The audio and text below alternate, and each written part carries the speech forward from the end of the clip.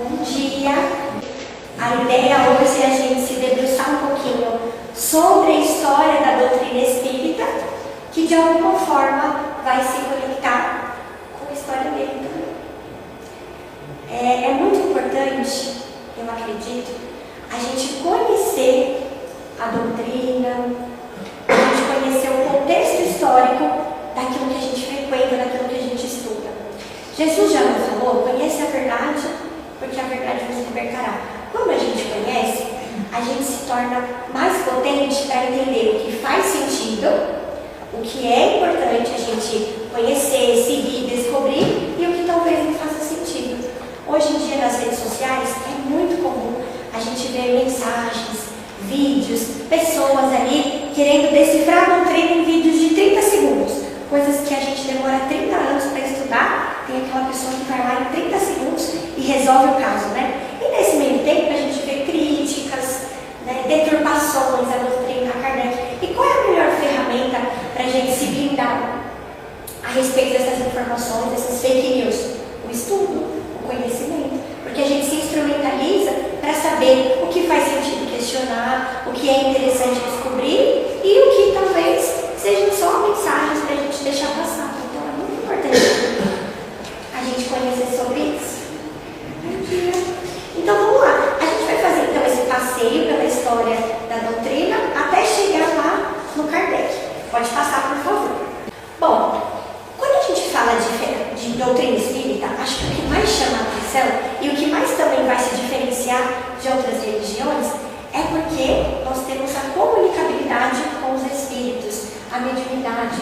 Muitas pessoas adentram a doutrina justamente porque aflorou a mediunidade em alguém da família ou da própria pessoa e ela vai atrás de uma ajuda, ela vai buscar, ela percebe a influência de um espírito de alguma forma e aí ela vai buscar.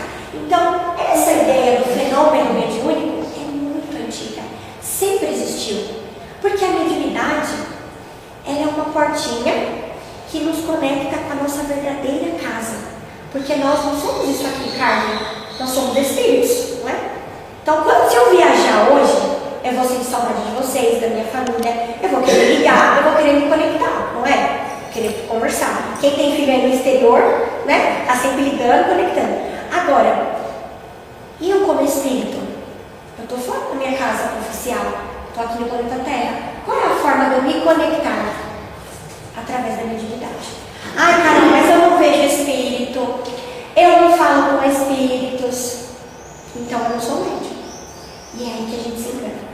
Primeira coisa, eu estou vendo vários espíritos, e vocês também, porque nós somos espíritos encarnados, estamos num corpo material. Mas para além disso, todo mundo aqui faz prece, não é? Todo mundo aqui faz oração. E uma vez ou outra, quando a gente realmente se concentra, a gente sente uma coisa diferente, não é? A gente sente uma emoção diferente. Essa emoção é justamente a portinha da mediunidade que dá vazão para a gente se conectar com aqueles que já estão do outro lado. Quando a gente tem uma intuição do nosso amigo espiritual, não vai por aqui, vai por ali. Olha, aquela intuição no serviço, na vida, quando a gente está aconselhando alguém, isso não é mediunidade? Quando alguém vem conversar com a gente, você fala, nossa, aquela pessoa me tocou de um jeito diferente. Quando a gente vai tomar passe, aí você tem uma emoção, uma sensibilidade. Tudo isso é mediunidade. E isso sempre existiu, porque a mediunidade é orgânica, ela é do corpo físico. Sempre existiu e sempre vai existir. A diferença é que antigamente a gente não nomeava. E aí colocava, na verdade nomeava, né? Só que de outras formas. Colocava como bruxaria, colocava como aquela sabedoria dos povos indígenas, aquela coisa mais rudimentar. Mas desde muito tempo existe. E ao longo da história, a gente foi tendo algumas pistas, né? Na história de Jesus, Jesus era o grande médium, o maior deles. Moisés, enfim. Ao longo da história, a gente pode dizer que o Criador foi mandando algumas situações para nos ajudar, porque Ele sabe que nós, que fomos criados simples e ignorantes, né? Simples na forma e ignorantes na sabedoria, a gente não teria condições, talvez, de aprender tudo sozinho, ou demoraria demais. Então, ao longo da história do planeta Terra, algumas situações foram acontecendo para nos revelar. Revelar o quê? quê? Revelar informações importantes para o nosso aprendizado e para a nossa evolução. E na doutrina espírita, quando a gente vai estudando, nós catalogamos várias, mas tem 3 grandes revelações que nos marcam até hoje, que são marcos da transformação da humanidade. E a gente sabe que foram enviadas para a gente, de alguma forma, sair daquela inércia. É um ponto de partida que ajuda todo mundo. O primeiro deles, a gente pode dizer que foi Moisés, que organizou aquele grupo, aquele povo. Era um povo que tinha seus próprios hábitos, mas ainda estava um pouco fora, né? Acreditava em muitos deuses, não tinha muito ali aquela regra. Então ele foi lá, de acordo com toda a sua história, que a gente sabe qual é, né? Ele nasceu ali pobre, aí a mãe dele, com medo de que ele fosse atacado, de que ele fosse morto, porque o faraó da época já havia recebido uma mensagem que iria nascer um menino, já teve aquela impressão que iria nascer um menino que iria revolucionar. Então ele manda matar todos os meninos.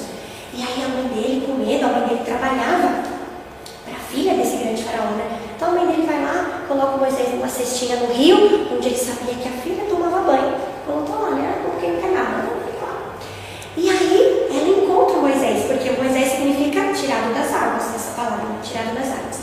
E aí ela pega ali aquele bebezinho, se afeiçoa por ele, começa a criar. Olha como é a providência divina, né? Mal sabia que era aquele menino que seria ali com a proposta de transformar aquele grupo. Então ele cresce e ele vai estudar junto com aqueles que tinham conhecimento maior do que aquele que seu povo tinha. E aí então, ao crescer, ele ajuda o povo, né, a sair daquele regime de escravidão. E nesse meio tempo, de acordo com a história, tem aquele momento da revelação dos 10 mandamentos. E aí tem toda aquela história de que Deus falou com Moisés, né? E a gente sabe que, trazendo para a luz da razão, nós sabemos que ali já foi o quê? Uma psicografia. Porque a gente, nesse momento, não tem condição de falar diretamente com Deus. A gente não tem condição de entender Deus. Mas, ao mesmo tempo, nós estamos envoltos na sua criação, no seu amor. Então, percebe? A gente não vai ficar aqui tete a tete, até porque Deus não é nada de material. Ao mesmo tempo que estamos imersos na sua criação, no seu amor, na sua luz, nós vamos falar com Ele de forma indireta. E aí, através da providência divina, Ele então recebe aqueles mandamentos. O Evangelho é colocado lá, né, os 10 mandamentos. E estudando, a gente percebe que muitos deles são redundantes. Porque quando eu falo assim, amar a Deus sobre todas as coisas e ao próximo como a mim mesmo, já estou resumindo tudo que eu preciso fazer. Que daí eu não vou fazer para ele o que eu não quero que seja feito para mim. Mas Moisés sabia que as pessoas daquela época precisavam de algo a mais. Talvez elas não iriam entender só essas 2 frases. Então ele foi destrinchando em outras coisas, né? Não roubar, não matar, não trair. Aí ele fala, santificar o dia de sábado. O que quer dizer isso? Separa um tempo para o seu lado espiritual. Não quer dizer que seja especificamente o sábado, mas separa um momentinho para você cuidar aqui do mental, do espiritual. Não viva só o mundo material. Enfim, foi trabalhando todo esse lado. E aquilo era adaptado ao seu tempo. Mas, infelizmente, ainda tem um grupo, né, de pessoas, principalmente lá naquele lugar, que ainda segue aquilo como se fosse uma lei absoluta. E a gente sabe que as coisas ao seu tempo vão se modificando. Mas ele teve a sua importância, né, naquela época. Logo depois, algum tempo depois, veio Jesus, trazendo a lei do amor. E aí Jesus já encontra um cenário um pouco mais organizado, em que agora as pessoas tinham uma lei para seguir, tinham um Deus para acreditar, porque antes acreditavam-se em vários deuses, agora já tinha um foco, uma razão, mas faltava o quê? O amor. Faltava mostrar como que fazia para amar o próximo como a ti mesmo, para colocar aqueles mandamentos em prática, que até então eles estavam só na letra. E o que a gente fala? A letra mata, e o Espírito vivifica, né? Então estava só na letra, estava só na teoria. E aí Jesus veio para mostrar a prática, para mostrar o caminho pelo qual a gente realmente poderia seguir. E aí com isso, ele exemplifica para a gente. E mais uma vez, ele não consegue falar tudo. Porque ele sabia que as pessoas daquele tempo não teriam condições de desenvolver aquele raciocínio que hoje talvez a gente já tenha, por conta do avanço da ciência, do avanço da tecnologia. Mas, antes dele desencarnar, antes dele ir embora, ele, que não dava ponto sem dó, deixou um recado para nós. Ele falou assim: virá o Consolador, que vai falar tudo que eu já tenho dito e vai mostrar para vocês como dar seguimento, como continuar colocando em prática. E aí foi. Os anos se passaram. Nesses intervalos, antes, durante e depois, tantos outros vieram, né? Se a gente colocar aqui até antes de Moisés, Sócrates, Platão, quantos que já não vieram dando pistas para nós? E ao longo aqui também, né, João Batista e tantos outros que vieram no seu tempo ajudar o seu grupo. E isso eu estou falando só aqui do Ocidente, mas tem uma outra parte do mundo também que foi recebendo informações, que foram também recebendo ajuda. Mas a nossa história começou a se encontrar aqui, com a terceira revelação, que é a doutrina espírita. E aí sim a gente entende que a doutrina espírita é aquele consolador que Jesus havia prometido, que ia explicar detalhadamente tudo que ele já tinha dito, tudo que ele já tinha falado, que ia nomear com palavras aquilo que ele passou a vida toda exemplificando. E aí é sobre isso que a gente vai agora se debruçar um pouco mais, sobre a história aqui, da terceira revelação. Pode passar, por favor. E para falar da história da doutrina espírita, da terceira revelação, a gente vai começar um pouquinho também lá atrás, antes dos livros, antes da codificação. A gente vai viajar lá para os Estados Unidos, para essa cabana aqui, para o condado de Wayne, em Nova York, e a gente vai pedir licença para a família Fox. Essa família tinha lá o pai e a mãe e tinham 3 irmãs. Pode passar, por favor. 3 irmãs que se mudaram para essa casa aqui, né? A Margarete, a Kate e a Lia, que na verdade já era grande, né? Mas ela vinha também sempre visitar a família e tudo mais, visitar as irmãs mais novas. E aí, pode passar. Elas começaram a perceber que algo estranho acontecia na casa. Elas começaram a ouvir batidas, elas começaram a ouvir sons, estalos. E é claro que isso causa um estranhamento, assusta. Se assusta muita gente hoje, vai de lá naquela época, né? E aí elas fizeram de tudo. Chamaram os religiosos da época para fazer ali aquele... tirar os demônios. Não pode ser demônio, não é possível. Então foi lá para tentar tirar os demônios, jogar a benta, fazer oração, mas nada resolveu. Elas então mudavam de lugar e os barulhos continuavam, a situação continuava. Até que a pequena, né, criança, sempre é aquele mais danado, aquele mais ousado. Aí ele começou a falar: quer saber? Já estou cansada de ficar com ele e vou começar a conversar. E aí que pela tradução, né, ficou como se fosse senhor pé rachado, que fazia os barulhos, né? Então falou assim: senhor pé rachado, faça o que eu faço. Começa a bater aqui, eu vou bater aqui. Você está me ouvindo? Se for, você dá 3 batidas. Aí eu ouvi as 3 batidas. Olha, se você não, faça tal coisa. E aí eu ouvi aquele barulho que ela pedia. Então ela começou a estabelecer ali um diálogo estruturado com os espíritos. Lembra que eu falei que a mediunidade sempre existiu, mas ela não era nomeada dessa forma, os fenômenos sempre existiam, mas eles tinham uma outra conotação. Aqui a gente conseguiu catalogar, talvez pela primeira vez, um diálogo, uma comunicação estruturada, com o objetivo de realmente conhecer aqui quem estava do outro lado. E aí ela começou a se comunicar, elas começaram a se comunicar com batidas, com sons. Aqueles sons começaram a criar uma espécie de código. Então tá vendo a diferença da estrutura? Olha, vamos escrever uma frase aqui. A letra A é uma batida. batida, letra B, 2 batidas. E assim ele foi começando a criar frases. E ele foi contando a sua história. E aí ele contou que era um espírito que foi assassinado nessa casa. E ele foi também enterrado entre aspas, né? Como se fosse na parede, sabe? O corpo dele foi colocado na parede. E ali foi feita toda a estrutura na parte do subsolo. E lá ele ficou. E ele voltou ali naquele momento para chamar a atenção daquela família. Mas será que era um simples objetivo de assombrar? Como a gente fala, mal assombrado. Talvez para ele, que não estava entendendo muito, ele queria só mostrar que ele estava ali. Estava querendo mostrar sua indignação. Mas, para a providência divina, tinha um objetivo maior. Pode passar, por favor. Tinha um objetivo diferente, né? E aí, então, lá em 31 de março, ficou ali como o marco do advento do espiritualismo moderno. Por que ainda não era espiritismo?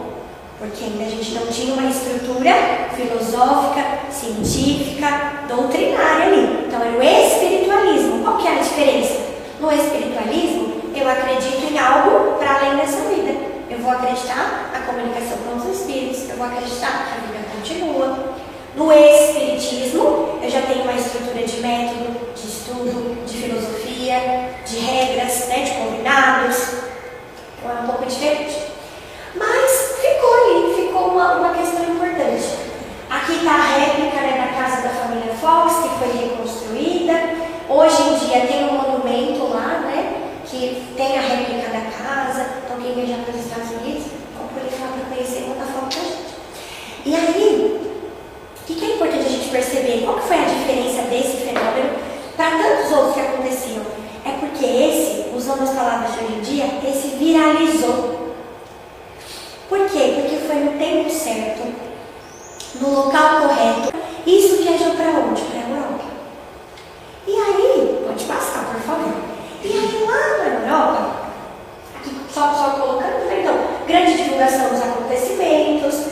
E aí elas começaram a fazer demonstrações públicas, aquilo viralizou, e aquilo criou um núcleo de estudos, né, de espiritualismo, o espiritualismo moderno, que eu falei. Então, estruturou uma forma de comunicação.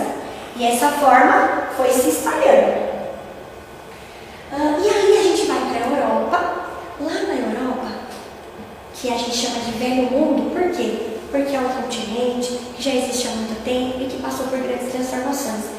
Mais uma vez, né, se reportando aos nossos estudos aqui da casa, a gente vai entender, inclusive, o contexto histórico daquelas regiões, partindo das revoluções que aconteceram. Já ouviram falar da Revolução Francesa? Já, né, na escola a gente aprendeu bastante. Aquilo ali também contribuiu para uma transformação social. Porque antes, na Europa principalmente, o que imperava lá? A Igreja Católica, com as suas regras, com os seus dogmas, com a sua Inquisição. Então a gente tinha aquele poder que a gente chama estamental, né? Então começava ali como se fosse uma pirâmide, aí na ponta estava o clero, que era a igreja, aí tinha a nobreza, que eram os reis, os imperadores, os duques, as duquesas, e o terceiro estado, que era o povo, que não tinha poder de nada. E aí a Revolução Francesa veio para modificar tudo isso, para começar a pensar sobre democracia e para tirar o poder da igreja. Veio o Iluminismo. Já ouviram falar também do Iluminismo? Que foi aquele movimento filosófico que começou a tirar o poder da igreja de explicar tudo o que acontecia e começou a trazer uma explicação mais racional, mais filosófica. Com isso as pessoas tiveram possibilidade de questionar. Percebe como cada coisa veio no seu tempo? Talvez se a doutrina tivesse vindo bem antes, ela não ia nem ter espaço para crescer, por conta de todo o contexto histórico daquela região. Carol, e se ela tivesse então vindo no Brasil? No Brasil a gente ainda tinha apenas os indígenas. Então qual era o lugar mais adequado para que ela crescesse, para que ela se multiplicasse e para que ela encontrasse um solo fértil para fazer nascer as ideias? Europa e mais especificamente a França. E aí, lá na França, começa então, né, colocar o nosso foco aqui na França nesse momento. Começou a acontecer essas reuniões nos grandes salões. Então eles se encontravam para tomar chá, ou como se fossem os bares ali para beber também, e fazer as brincadeiras com as chamadas mesas girantes, que a gente fala que foi o pontapé inicial da doutrina espírita. Porque as pessoas se encontravam, tudo começou lá com os irmãos Fox, nas brincadeiras, mas a história está viralizando tanto que a pessoa que está ali nem sabe, não conhece, mas ela estava reproduzindo aquela prática de fazer as mesas se mexer. Elas estavam entendendo como fazer isso? Não. Elas estavam buscando talvez uma explicação lógica? Não. Elas estavam para se divertir. E naquele momento, aquilo foi necessário para chamar a atenção de todo mundo. E aí ficou aquela brincadeira, ficou aquela coisa falando, até que... Deixa eu passar, por favor. Pode passar mais uma vez? Até que chamou a atenção de um professor que estava ali. E ele foi convidado. Esse professor se chamava Hipólito Leão Denizar Rivaio. Ele foi chamado então para participar dessas reuniões. E aí nesse momento ele, pensando um pouquinho na história do Kardec, quando a gente vai remontando essa história, os seus pais colocaram ele para estudar em Verdun, na Suíça. Mandou ele para lá, para ele estudar num colégio de meninos, para ele ter uma boa formação. Quando chegou lá, com quem que ele estudou? Com o pedagogo dos pedagogos. Quem fez pedagogia é fã desse cara, Pestalozzi. Kardec vai estudar com o Pestalozzi. Olha que honra! Porque o Pestalozzi, ele vai transformar a educação da sua época. Porque a educação era algo punitivo, entendia que a criança era como se fosse uma folha em branco, que não tinha história, que não tinha voz, só que ela era um mini adulto e que a gente tinha que tratar ela daquela maneira. E Pestalozzi não, ele já acreditava que a criança era um ser integral, que tinha emoção, que tinha sentimento e que ele podia aproveitar isso na vida, na escola. E aí Kardec vai ser aluno do Pestalozzi. E aí lá dizem que Kardec era um aluno tão aplicado que quando os professores faltavam, ele assumia a aula, ele assumia a turma, porque ele era aquele aluno que ajudava os colegas, ele era aquele aluno que fazia tudo direitinho, que se destacava nas aulas. Então ele foi ali como mestre. Depois que ele se torna um jovem adulto, ele volta para a França e lá ele funda o seu instituto, o Instituto Rivaio, e lá ele começa a dar aulas. Kardec era extremamente letrado, sabia falar várias línguas e não entendia só dessa parte da linguística, ele também ia para a parte de matemática, de química, de física. Antes de conhecer a doutrina, muito antes, ele já estudava os fenômenos de magnetismo. Então ele estudou com isso muito tempo. E quando a gente vai dar uma olhadinha na história do Kardec antes da doutrina, a gente vai perceber que ele auxiliou, inclusive, no saneamento básico ali de Paris. Ele fazia trabalho de contador, porque professor é isso, né? Professor não pode ter um emprego só porque não dá para viver. Então ele tinha várias atribuições, né? Ele também trabalhava de contador. Então ele era alguém, ele já tinha lançado vários livros, várias obras para essa época. Ele já tinha feito vários textos. Tem um livro muito legal, pequenininho, já bem antigo, que se chama Textos de Kardec. E aí ele vai colocando planos para revolucionar a educação, para transformar a educação ali no lugar onde ele estava. Então, há muito tempo, ele já pensava em como ajudar as pessoas, em como ajudar o seu grupo. Era uma pessoa aplicada. E aí, durante a sua história, ele se encontra com outra pessoa de igual potência, que é a Amélie Gabrielle Goudet, 9 anos mais velha que ele, que era ela, a esposa dele, aquela pessoa que eles chamavam de balzaquiana, né? Porque já estava bem mais velha para a época, né? Não se preocupou em querer casar, em querer essas coisas do mundo material que as mulheres eram obrigadas a fazer na época. e ela também se torna professora, artista, poeta. Em algum momento eles se encontram, formam esse laço de união, se casam, e aí trabalham juntos nessa escola, nesse Instituto Rivaio, que era o instituto deles. E em algum momento, ele é convidado pelo Sr. Fortier, que era o seu amigo. Em 1854, ele é convidado para participar dessa brincadeira das mesas girantes. E aí é nesse momento que a gente vai conectar as duas histórias aqui, né? A história da doutrina espírita, todo esse contexto histórico, com a história do Kardec, que ainda não era Kardec.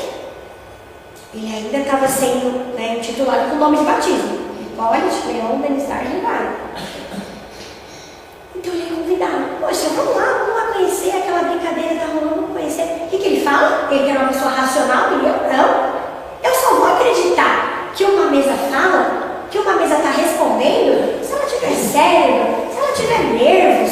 Se não, é história para criança. Não vai.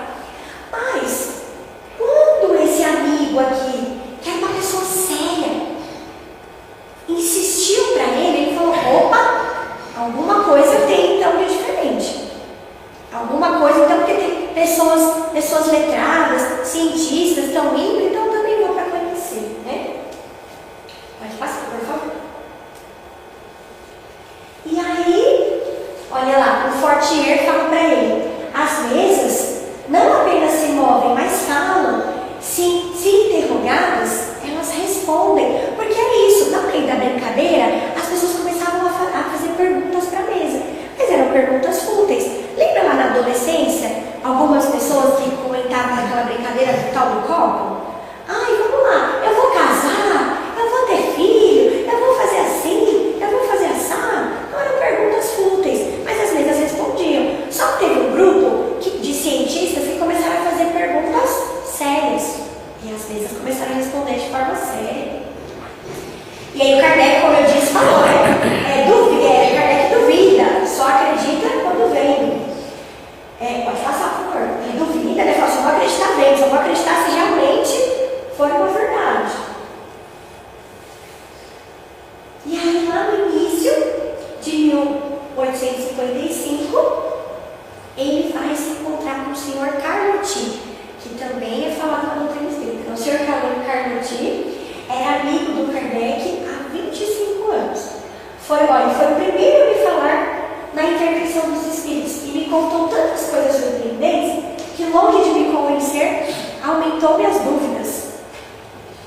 Então, vários amigos contactando ele. Aí você: um dia você será um dos nossos. O amigo dele falou: um dia você será um dos nossos, um dia você vai vir aqui também. Aí ele: digo que não, veremos isso mais tarde. E vai, né? O Hipólito Leon Denisard Rivaio possui a humildade do verdadeiro sábio, que em face à imensa vida da criação jamais se divorcia da modesta e legítima atitude de aprendiz. Então, por mais que ele era um sábio, ele tinha a humildade também de querer aprender, de querer buscar. E aí, numa terça-feira de maio, ele fala aqui: pela primeira vez presenciei o fenômeno das mesas que giravam, saltavam e corriam em condições tais que deixavam qualquer um em dúvida. E aí ele foi na residência da médium que chamava Senhora Pleine Bison. E aqui tem a rua, né? Rua de la Grange. Não vou aqui colocar meu francês para não brigar você. Não vou falar meu francês para não... Agora é de manhã, né? Não vou gastar meu francês agora aqui. Havia ali um fato que necessariamente decorria de uma causa. Então ele pensou: opa, ele avaliou, investigou, viu se não tinha nada embaixo da mesa, viu se não tinha nenhum fiozinho, sacudiu ali o médico para ver, e ele viu que ele realmente tinha uma inteligência ali, tinha algo além. Por quê? Porque os médiuns, ele começou a perceber que tanto as mesas, quando respondiam, quanto as pessoas, quando estavam ali na influência do Espírito, ele começou a perceber que elas falavam coisas das quais elas não tinham conhecimento. Então isso chamou a atenção dele. E isso fez com que a doutrina espírita passasse por um outro caráter, que foi o caráter filosófico, o caráter do questionamento. E olha que interessante a providência divina. Colocou alguém que já tinha conhecimento, colocou alguém que já tinha um preparo, que não foi um preparo ali imediato, foi um preparo desde a infância. Ao mesmo tempo, permitiu que aquelas brincadeiras acontecessem para chamar atenção. E entre aqueles espíritos que estavam só para brincar, haviam os sérios, que viam naquilo algo maior. E esse algo maior aconteceu. Entrevi naqueles fenômenos alguma coisa de sério, como que na revelação de uma nova lei, que tomei a mim estudar a fundo. Já não duvido dos fatos. O que ignoro são as causas. Então ele já não estava mais duvidando que aquilo acontecia. Ele só estava tentando entender o que causava aquilo. Então, como um bom professor, ele foi pesquisar, junto com o grupo. Apenas 1 ano e 11 meses antes da publicação do Livro dos Espíritos, Allan Kardec ainda ignorava as causas. Então ele começou um ano e pouquinho antes de lançar o primeiro livro, que é a Pedra Fundamental da Doutrina Espírita. Ele estava ali pesquisando. Mas isso que ele fala que somente 1 ano antes, dá a impressão que caiu de paraquedas. Mas para quem conhece a história sabe que, na verdade, ele já havia se preparado desde criança. E assim, quando a gente estuda mais um pouquinho, a gente percebe que ele já estava se preparando desde muito antes, desde outras encarnações, para estar aqui contribuindo e auxiliando conosco, assumindo essa proposta, né? E aí, ele se encontra com a família Budã, o senhor e senhora Budã e as suas 2 filhas, que eram jovens médios, Júlia e Caroline, uma de 14 e uma de 16 anos.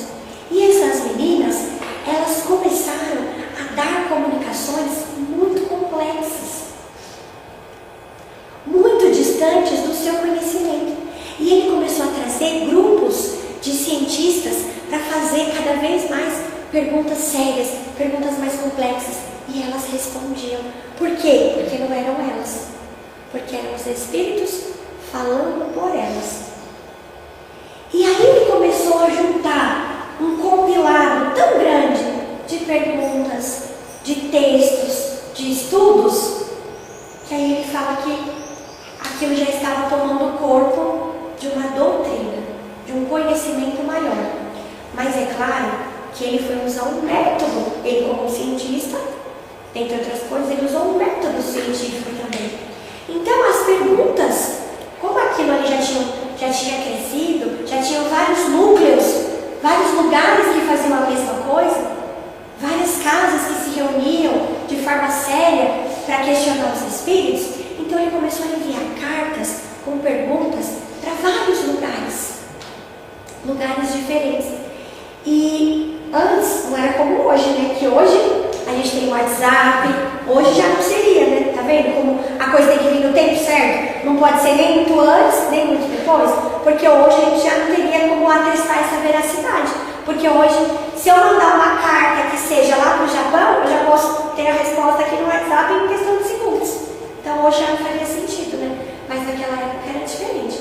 Não tinha como ter essa comunicação tão rápida. Então dá para a gente atestar a veracidade disso, né? E isso a gente chama na doutrina de universalidade do ensino dos espíritos. Porque em lugares diferentes, com pessoas diferentes, os ensinamentos eram iguais. As respostas vinham idênticas. E aí ele foi comparando, foi compilando. E aí então, pode passar, por favor?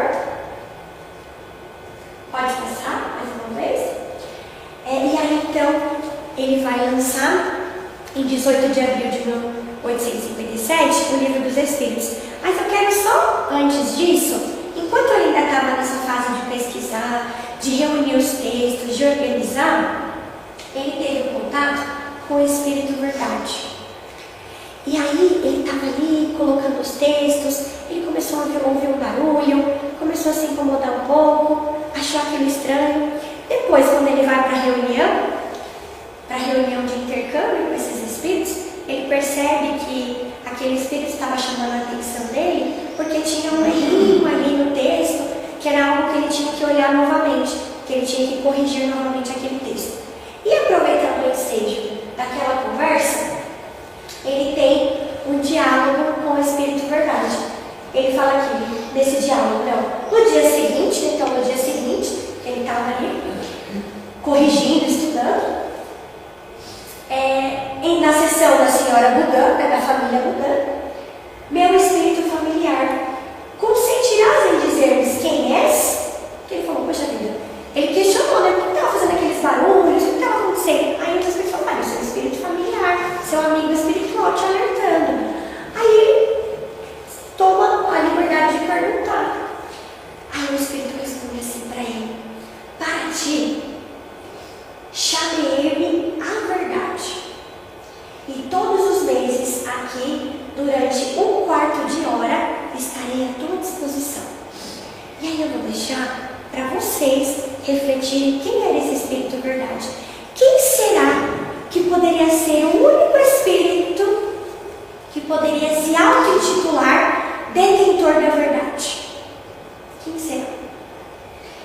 E aí nesse momento, esse Espírito de grande escala evolutiva fala que ele vai vir uma vez por mês, durante 15 minutos. Seria um encontro deles dois. 15 minutos que o Espírito Verdade estaria ali presente, auxiliando Kardec na correção dos textos, na complementação de algumas falas, na orientação. 15 minutos, uma vez por mês.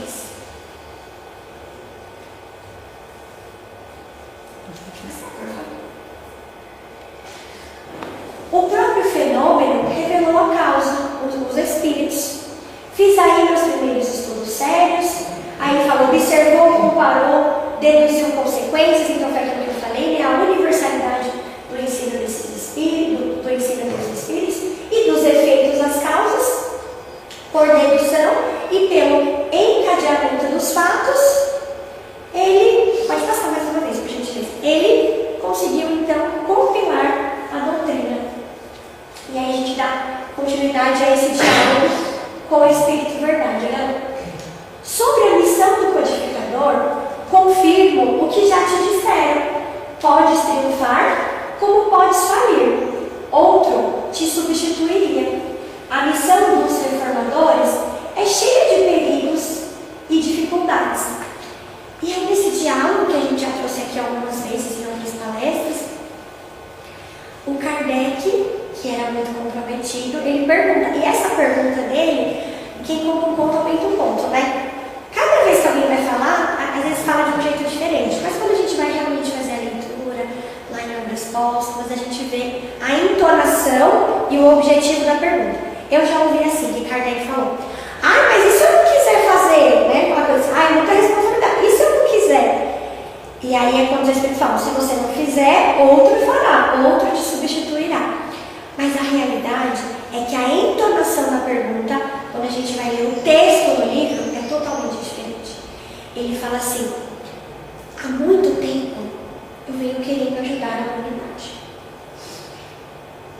Mas eu sei das minhas dificuldades. Eu sei que talvez eu possa não dar conta pela minha inferioridade moral, intelectual. Por quê, gente? Porque quem é grande sabe que é pequeno e por isso cresce cada vez mais, né? E Kardec era assim. E aí ele questiona e fala, mas e se eu não conseguir? Olha a diferença da entonação da pergunta, né? A pergunta debochada, e se eu não quiser? Não, ele pergunta, e se eu não der conta? Porque ele entende a grandiosidade da obra. Aí ele fala, e se eu não conseguir, gente? O que vai acontecer? Todo mundo que vai começar uma grande obra tem esse pensamento. Até hoje o São Luís ainda fala de conectar o feixe, não é? A gente ainda batalha ano após ano para fortalecer esse feixe. Imagina então Kardec, então ele pergunta, e se eu não conseguir? E aí os Espíritos respondem, se você não conseguir, se você não fizer, outro fará. Porque os desígnios de Deus não repousam sobre um homem só. E aí então ele pega para ele aquela responsabilidade e ele está sempre muito na tarefa. E como eu já vi aqui, recentemente, até numa outra palestra que a gente fez, a revelação da missão para ele, como que foi feita, né? Que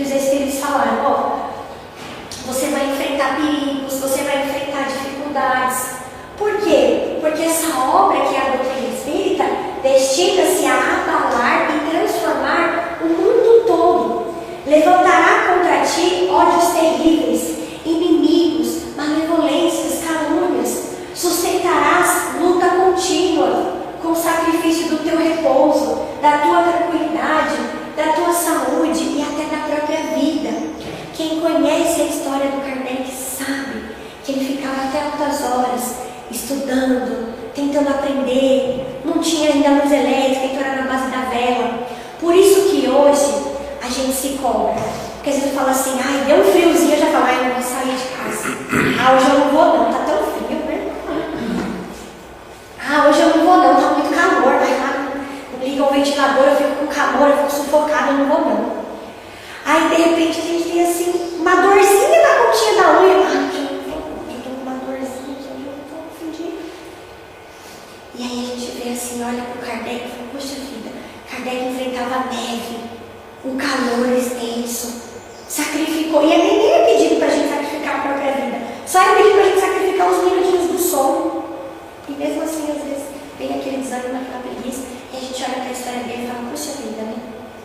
Olha lá o quanto que ele se dedicou. E não só ele, porque ele não estava sozinho, né? Tinha um outro grupo de pessoas sérias que o ajudavam, tinha a esposa dele. Muitas vezes, eles investiram o seu recurso pessoal, o seu dinheiro pessoal, que já era pouco. Tem vezes que ele era professor, sabe que ele já ganhava bem.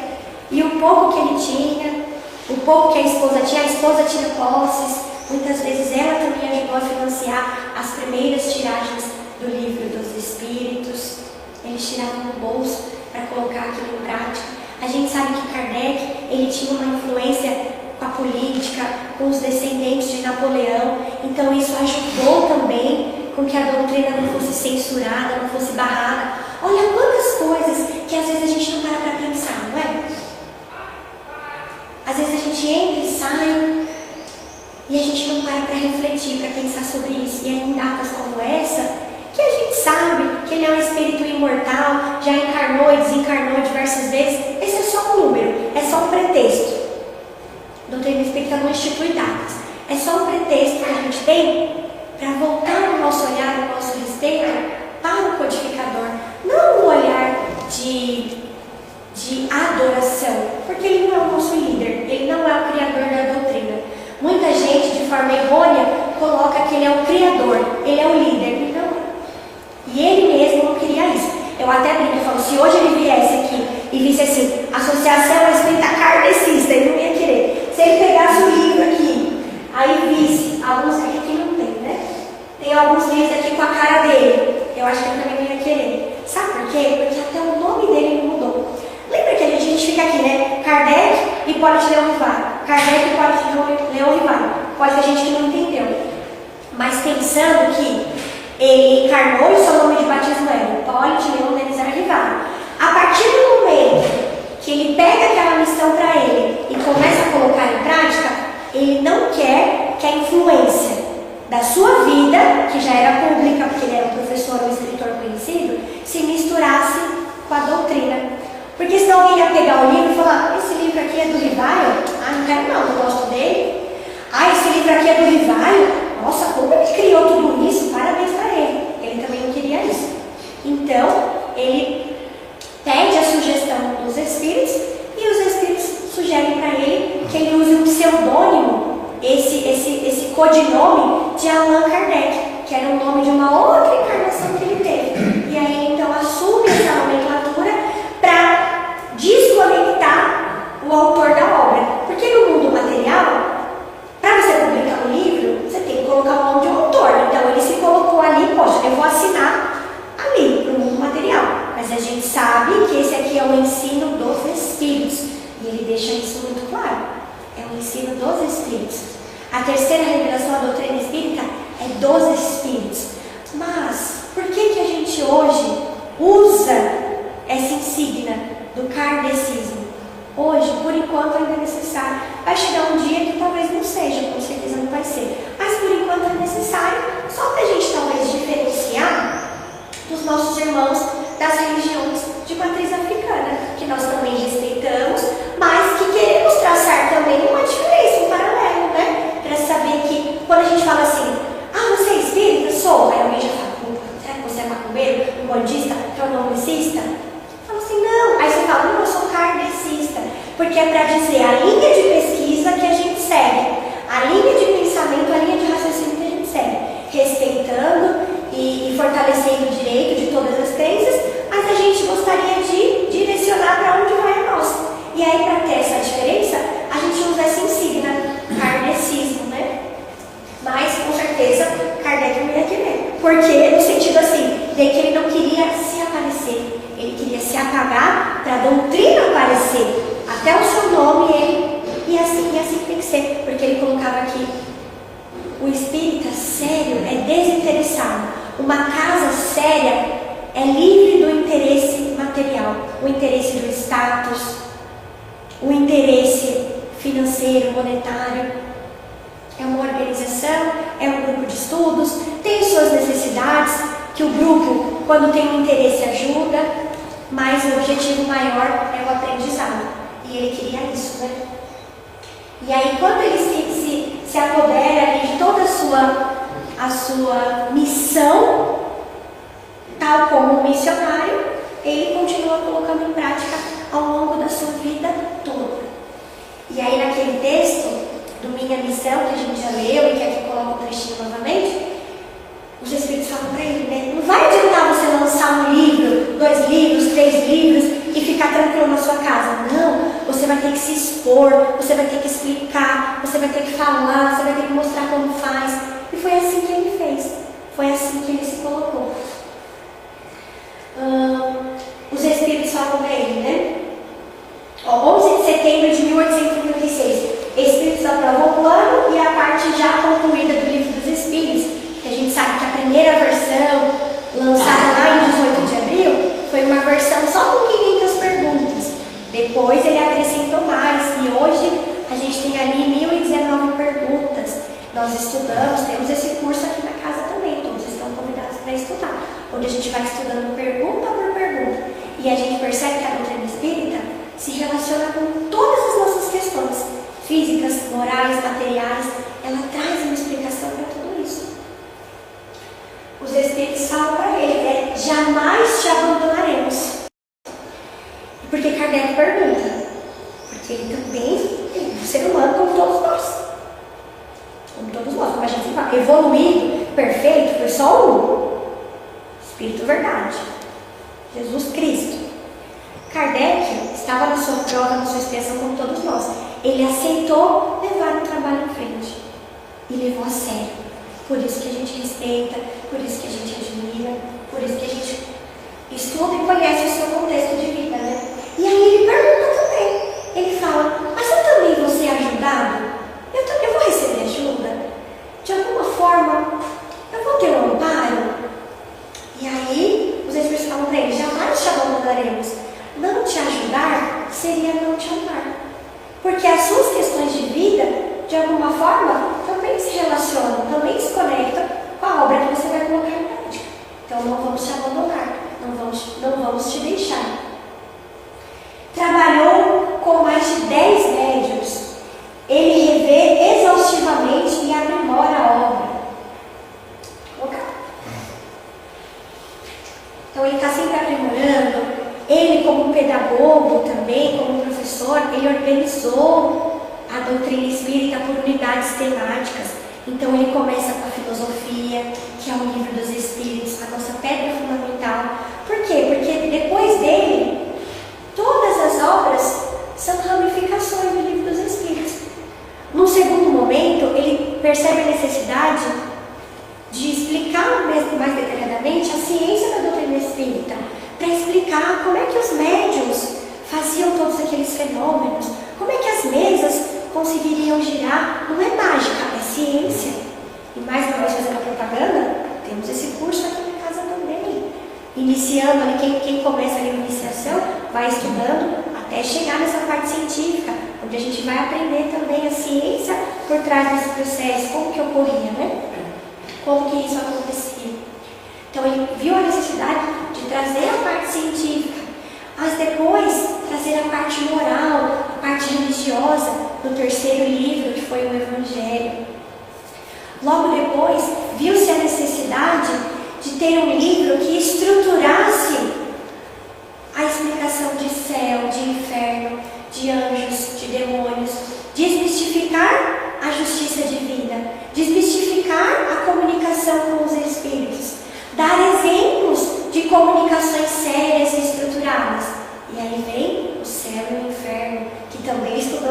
casa. E aí, por último, vem a Gênesis, que vai fechar com essa parte científica, explicando as coisas além da terra, explicando os milagres de Jesus, explicando desde a formação do planeta, do universo, até nós mesmos e o que viemos fazer aqui e o que podemos esperar para o futuro. Também estudamos aqui na casa, na Gênesis, também temos esse estudo para a gente entender e se debruçar sobre isso. Só que a codificação não se encerra aqui em 5 livros. Tem gente que fala Pentateuco, né? Pentateuco vem lá no termo que vem lá de Moisés, mas a doutrina não é Pentateuco, não. A doutrina é muito mais além, porque no intervalo aqui entre esses 5 livros, ele lançou 12 volumes da Revista Espírita. Por quê? Porque mês a mês ele lançava jornais pagos. A edição desse jornal era paga do próprio bolso, muitas vezes.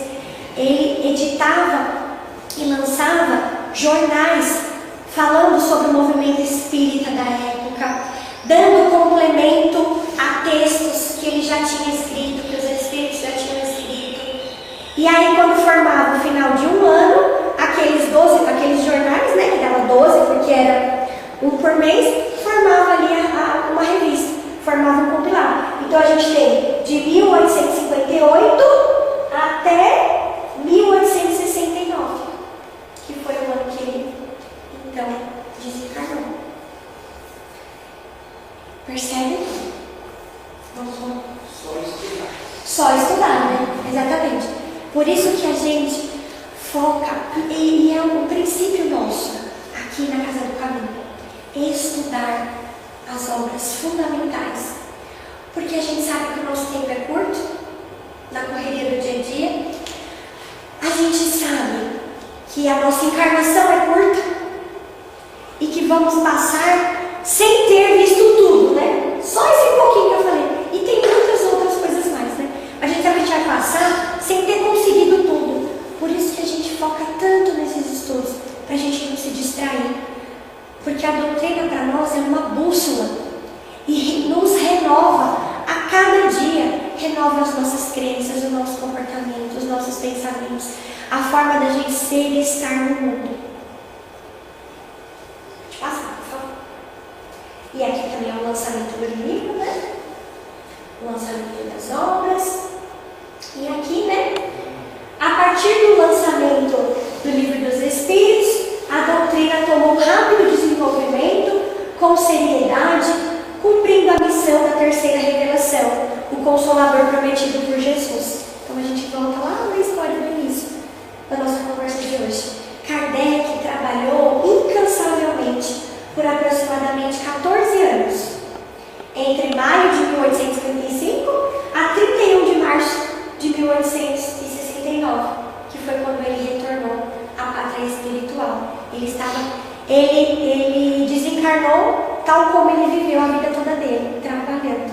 Estava organizando livros, estava organizando um compilado de livros para serem enviados, e aí ele teve um mal súbito, um aneurisma, né?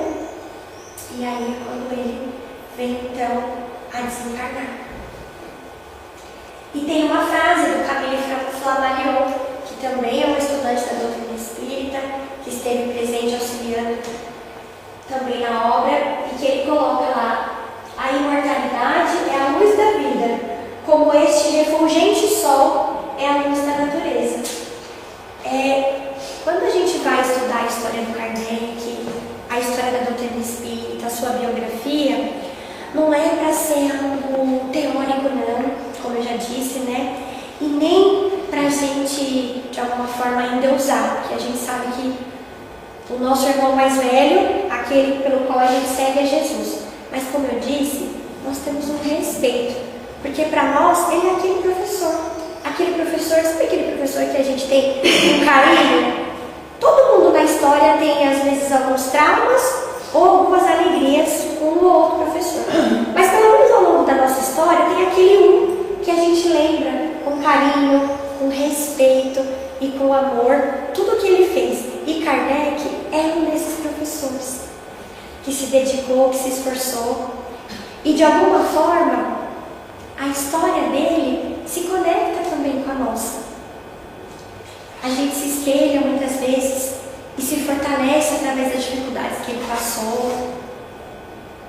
E a gente se encontra com ele na intenção e no objetivo, que é estudar a doutrina, que é conhecer, que é respeitar e que é seguir em frente, como irmãos, de alguma forma, colocando em prática aquilo que a gente vem aprendendo.